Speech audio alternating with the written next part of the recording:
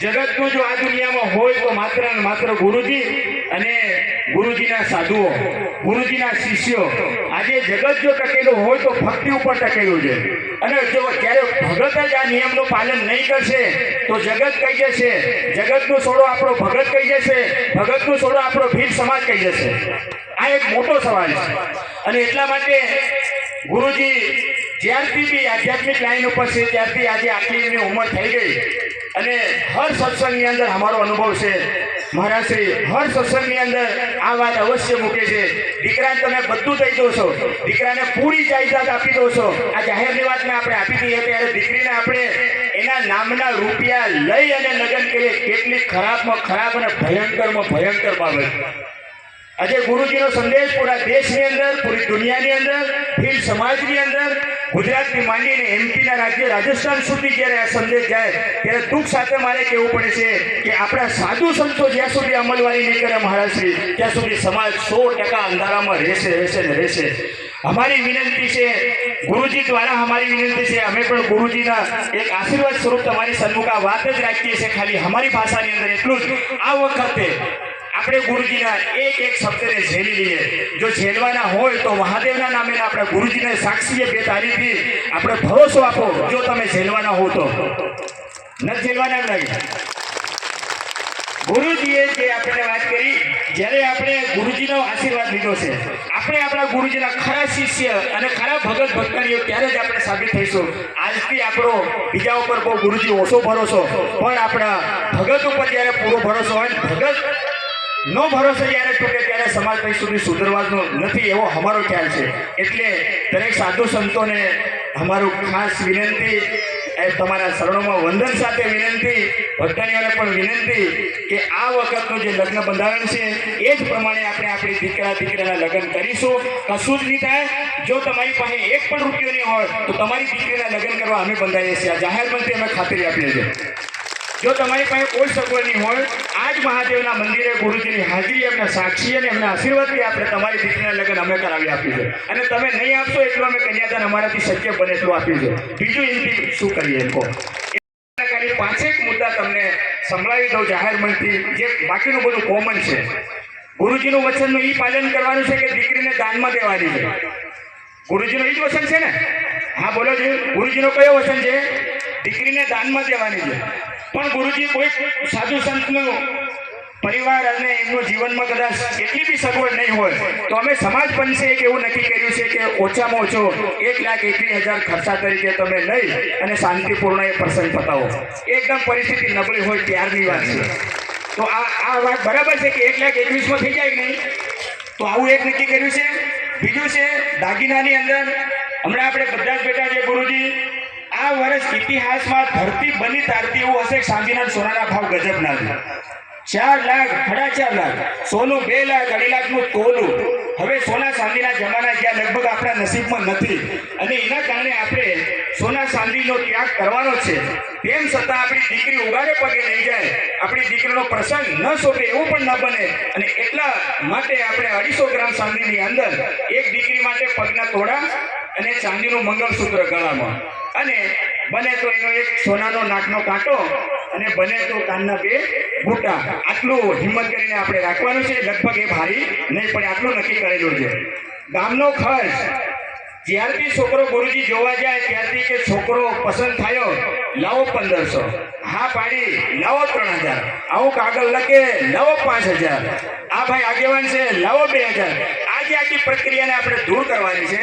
અને આખા ગામને જેટલા બી વધામણા હોય, આમ આપણા ગુરુજીના માધ્યમથી જાણીએ તો વધામણું ખાલી નહીં હોય, વધામણામાં ટકો હોય એમ કહેવાય છે. અને એટલા માટે આપણી પરંપરા જળવાઈ રહે એના માટે માત્ર ને માત્ર 51 રૂપિયા આપણે મૂકવાના છે વધામણા. બીજા કોઈ પ્રકારના લેવાના નથી. ગામનું પંચ એટલે આપણે કુલ મળીને 5000 રૂપિયા ગામનું ડાકુ લઈ લેવાનું. એમાં જેટલું બી થાય બધું એની અંદર આવરી લેવાનું. ગુરુજી આવી રીતે જરા નક્કી કર્યું છે. હવે ઘણીવાર પ્રશ્ન એવો થાય કે એક લગ્ન કરેલું હોય અને ફરીવાર પત્ની જો લઈ આવે, આ ગંભીર મુદ્દો છે, તો એને શું કરવું? તો સમાજ પંચની અંદર એને 11 લાખ રૂપિયાની દંડની જોગવાઈ કરી છે.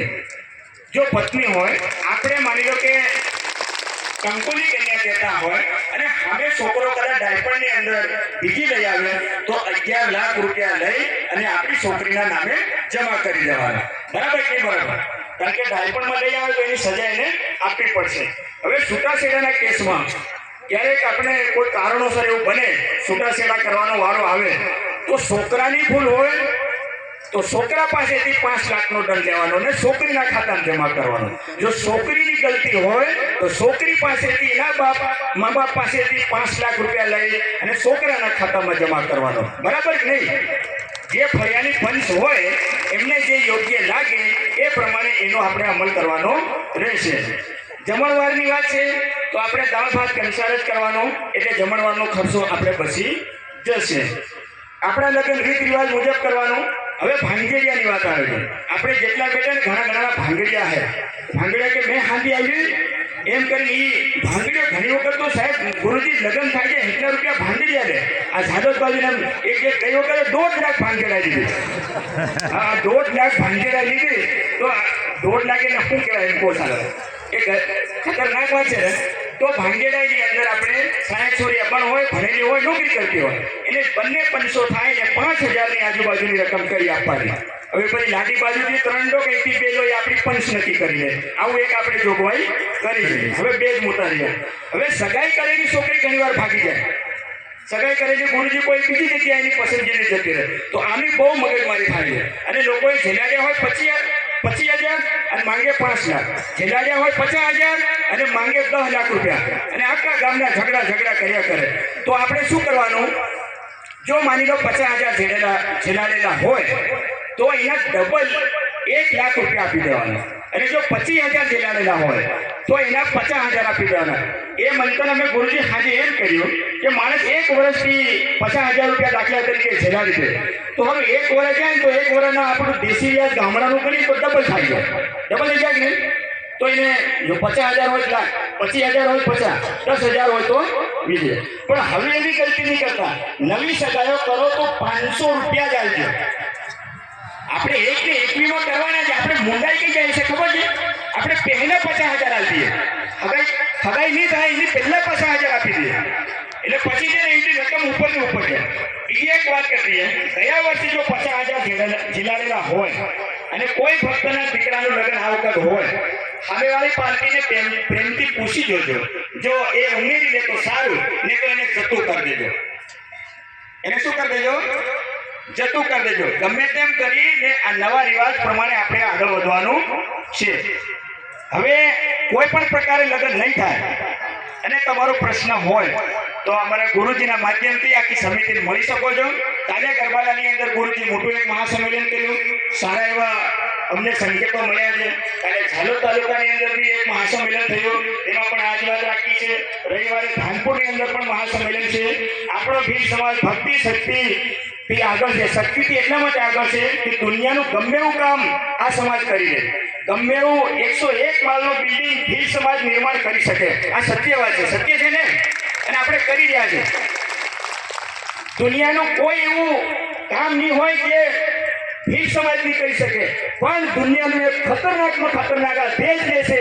એ જો ભીલ સમાજ છોડી દે તો દુનિયાના હરેક સમાજ કરતા ભીલ સમાજ આગળ આવી જાય. આ વાત અમે અહીંયા મૂકી છે. આપ સૌ સંતો ભક્તોને સ્વીકારજો. ગુરુજીની દયાથી અમે આ વાત તમારા સુધી પહોંચાડી છે. આ વાત ઘેરે પહોંચાડજો. આ પત્રિકાઓ મોબાઈલની અંદર ફરશે. કોઈ કાગળ લખશો નહીં, ઝેરોક્ષ કાઢીને અમે આપી દેજો. તો આ વાત જો સારી લાગી હોય તો જરા તાલીઓથી સ્વાગત કરી લો. લાગી નહીં લાગી? નહીં તો અને ખરા અર્થમાં તો જ આપણે એક ગુરુજીના શિષ્ય સાબિત થઈશું. ખૂબ ખૂબ ધન્યવાદ. હર હર મહાદેવ.